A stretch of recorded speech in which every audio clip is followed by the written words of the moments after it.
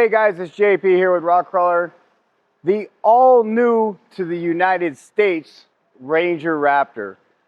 In all honesty, probably one of the best bang for the buck vehicles I have ever owned.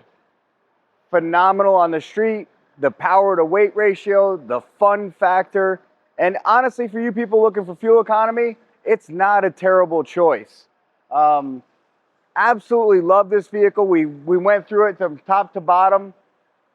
New upper A-arms, heavy duty steering, rear control arms, rear upper control arms, new Watts linkage bars. What a phenomenal truck. On this application, we also got to test out the new Nitto Terra Grappler G3s on the Raceline Rhino wheels. Phenomenally smooth, great to balance. Fit this truck to a T. What an all-around great application this is. We did some things very different from the rest of the competition on this truck. To lift the nose and level the vehicle, we actually used a strut spacer versus a perch collar. There's pros and cons to both. Now, the perch collars overstress the coils because you're actually compressing the coil further, whereas the strut spacer goes on top and keeps the factory strut in the factory travel range.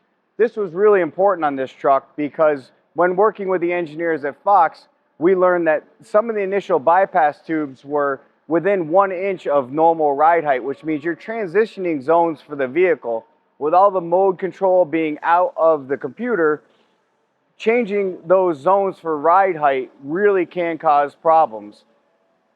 CVs don't bind with a leveling spacer.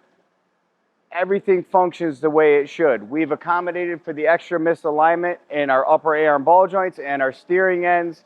And again, as I mentioned, the CVs have no bind. One of the things we did with our upper A-arms for where the sensor rod attaches, we have 3 positions here for attaching that center rod. In the middle, you would have your OEM connection or perch collar connection. And when you use the strut spacer, as we did, to reset the computer to think it's back traveling in the stock range, we use the top hole. The bottom hole is actually for people that actually want to lower these things a little bit. Believe it or not, we've seen a couple at Pikes Peak, pretty badass rigs. This also tells the computer when you lower it that it's back at the factory settings. So all of your mode control functions perfectly normal. Again, what an amazing application and what an amazing truck. A couple other things we did very differently in the back.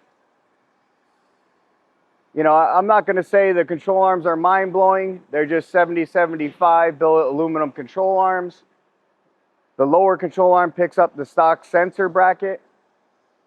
The Watts linkage, however, is adjustable on ours versus everyone else who is operating a fixed Watts linkage bars.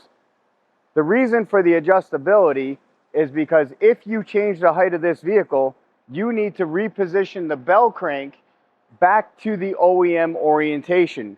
You don't want to over travel the bell crank because that can cause obviously suspension lockout and other problems.